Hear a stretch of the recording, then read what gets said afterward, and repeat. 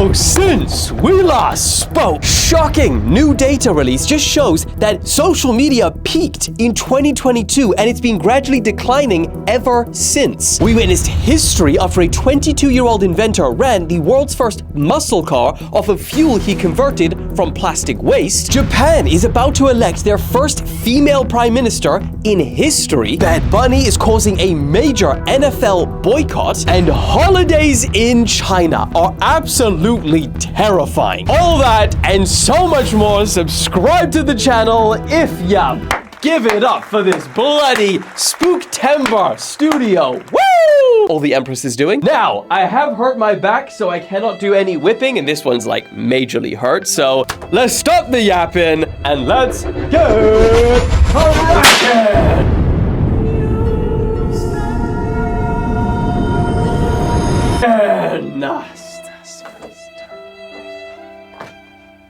You're lucky I'm doing this video stood up. I was about to do this, the first ever sitting down video. That would be crazy.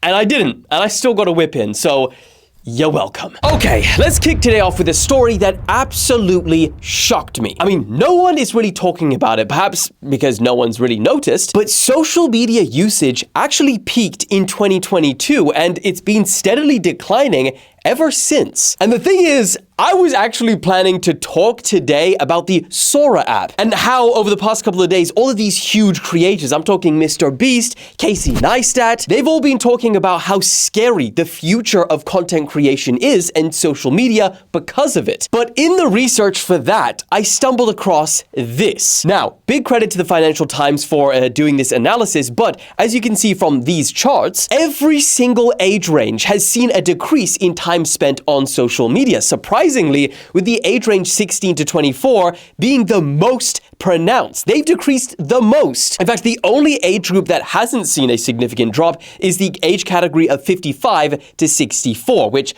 I guess it does make sense since they are still adopting social media to start with. Now, the second chart gets even more interesting because the reason for using social media has also dramatically changed as well. Now, it's no shock that the era of using social media to, keep up with your friends and be more social in that regard has kind of just disappeared entirely. But what is kind of shocking is that the biggest reason to go on social media for most people remains to keep up with celebrities, which actually also peaked in 2022 and has been declining as well. And I imagine those kind of things like keeping up with celebrity can fall into the category of like, what is the latest Mr. Beast upload? Like that, not like, what is Kim Kardashian doing today? Now, the category that has kept on rising is to fill spare time. Now, I think that one in particular is probably the most worrying and is the one that is worrying content creators like Mr. Beast, Casey Neistat and stuff. Because if one of your main primary reasons to go on TikTok or to YouTube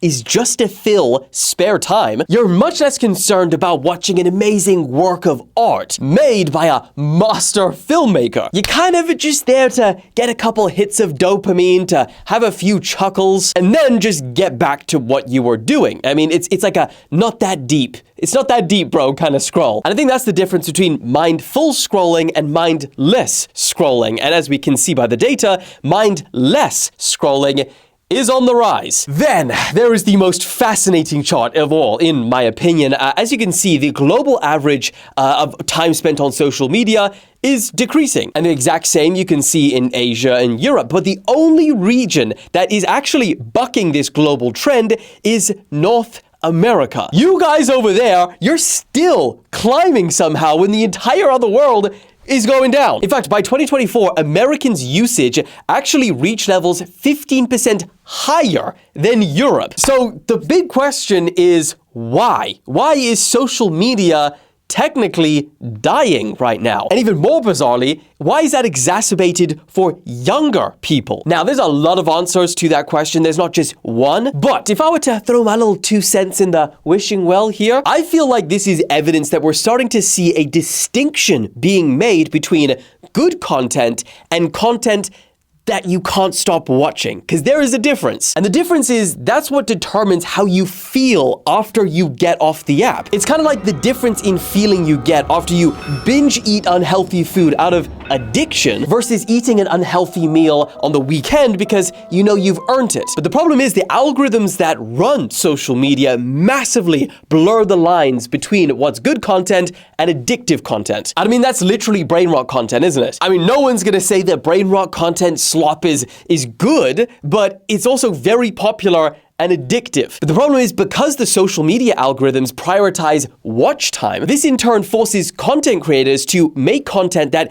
keeps you watching over content that makes you feel something, that makes you think, that tells a meaningful story, that sends a powerful message, that helps you learn something. And I mean, the list goes on. And I mean, the distinction between these two types of content has never been more clear to me than when Speed was getting a tour around Mr. Beast's studio. Now, Jimmy was showing him a bunch of these sets for an upcoming video, and one of them was the ceiling and the walls. They were filled with spikes, and as the video starts, they slowly start coming in. And this is all while it's closing in, where the contestants are trying to figure out a puzzle. And when Mr. Beast explained the whole reason for doing this, he said this. Yeah, this is the intro shot. It's gonna be crazy. Because like, you click on a video, spikes are instantly coming down, people are solving puzzles. How do you stop watching? It's so cool.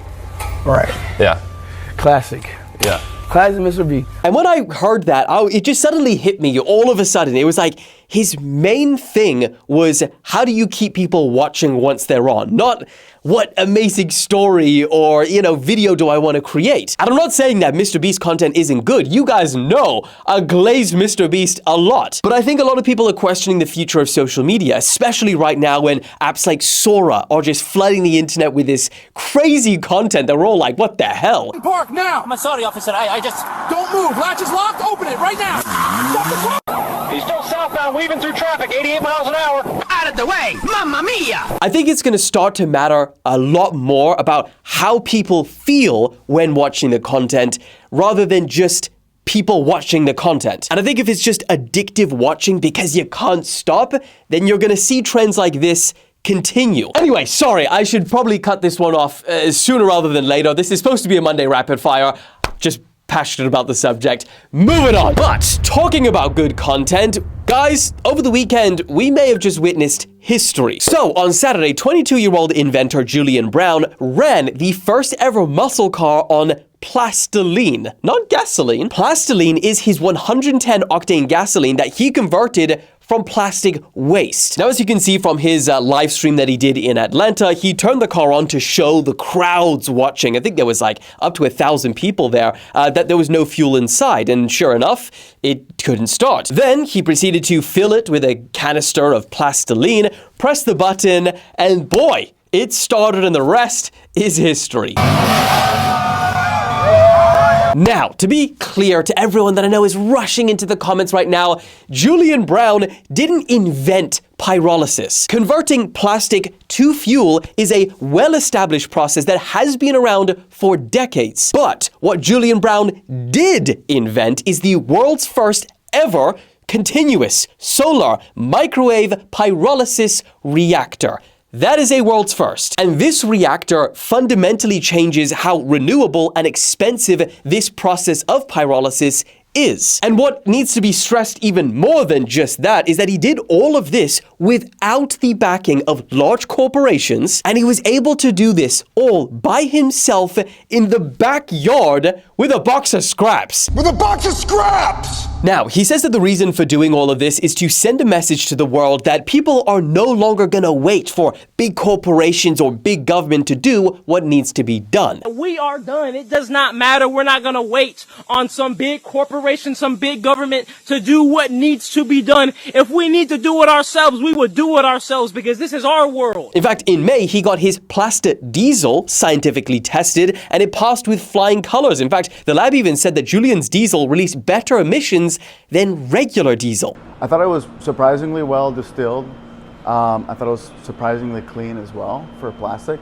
And it blew my mind that plastic could be redistilled into diesel. Now, he says his ultimate end goal is to get this into the world and where it needs to be. Let's get it in the world. Let's get it implemented how it needs to be, because that's the whole point of why I started this. And so that's the strive and the move without a doubt, to get this where it needs to be. So, big congratulations to Julian. Protect this man at all costs. Moving on. Also, talking about history being made, Japan is about to make history of their own because Sanae Takaichi is about to become the country's first ever female prime minister. And the thing is, you're probably thinking, oh, that's a pretty liberal and progressive move by Japan. Well, no, actually, it's the opposite. Sanae is actually a hardline conservative. She's anti-immigration and actually anti-liberal. In fact, she isn't even a conventional feminist at all, but rather in favor of traditional values. Because she opposes things like married couples having different surnames, same-sex marriages, and she's also not in favor of women inheriting the throne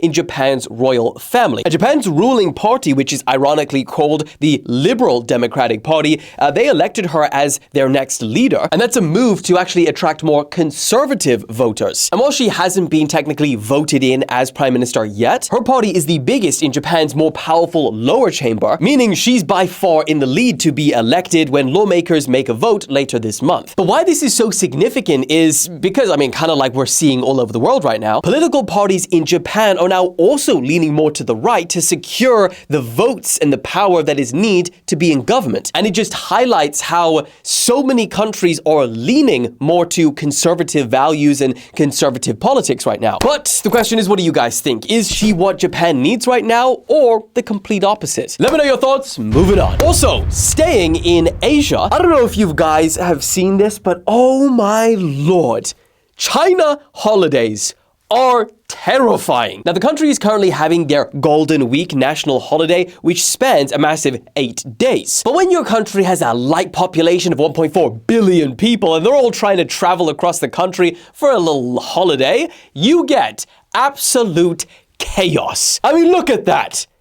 That's got to be one of the worst traffic jams I've seen in my life. Like, how many lanes is even that? But also remember, that's just the people driving. Most people in China get the train. So, if you want to know the actual numbers, their national railway saw a record-breaking 23.13 million trips on the first day. That has never happened before in China. That's record-breaking. That's like taking the entire population of Australia and getting them all to travel on the train on one day. And in fact, over this holiday period, the Ministry of Transport say that they are expecting to see 2.36 billion trips over the holiday period. Billion! But the crazier part is that China's not even a stranger to this kind of thing, because in 2010, they had the world's worst traffic jam in history. It lasted 12 days straight. There were some people stuck in their cars for 5 days without being able to go anywhere. Point is, no matter how busy you think that your transportation is, it cannot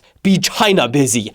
Moving on. Also, last episode we spoke about how Netflix and Microsoft were getting cancelled at the same time. Well, it was only a matter of time before another company was in the firing line, and this time, it's not just a company.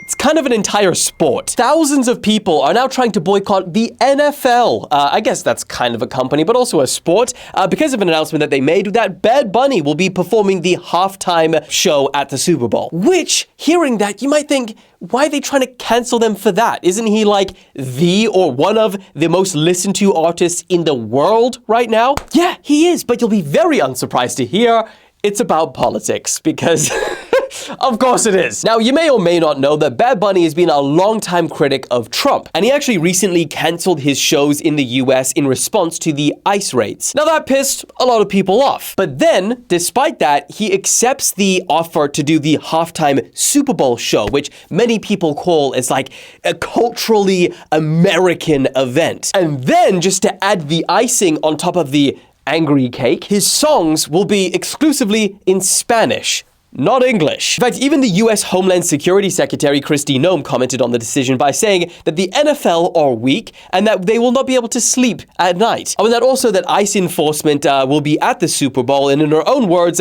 will be all over that place. And then the situation, it gets even crazier, because it kind of reached a boiling point over the weekend, because Saturday Night Live was hosted by Bad Bunny, and he spoke in many parts in Spanish proudly. He also said things like NFL fans have 4 months to learn Spanish. If you didn't understand what I just said,